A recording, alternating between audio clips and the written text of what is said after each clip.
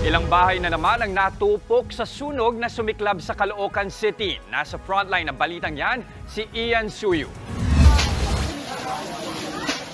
Nagngangalit na apoy ang gumising sa mga taga-barangay 148 sa Bagong Baryo, Caloocan City kaninang madaling araw. Kwento ng isa sa mga nasunugan, pasado alas 3 ng madaling araw nang mapansin nilang may apoy sa ikalawang palapag ng kanilang bahay. Maswerte na lang daw at agad silang nakalabas kasama ang iba pang kapatid. Naisalba rin nila ang alaga nilang aso.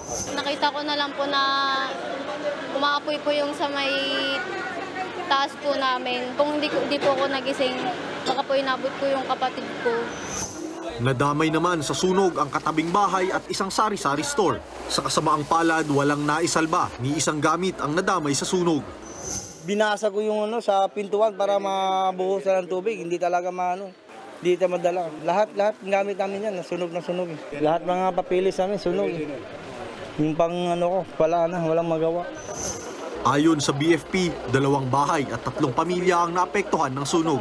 Nahirapan naman daw ang mga bomberong makapasok sa lugar dahil sa samot-saring obstruction at masikip na daan. Nagsimula yung sunog parte doon sa likod. So composed of light materials po siya.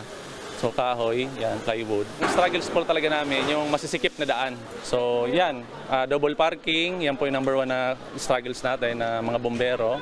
Yan, salabat na wire kung napapansin niyo po sa likod. So yan, tapos masikip or skinita. Inaalam pa ang mitya ng sunog at kabuuang halaga ng mga natupok na ari-arian. Pansamantala munang mamamalagi sa barangay ang mga nasunugan. Nagbabalita mula sa frontline.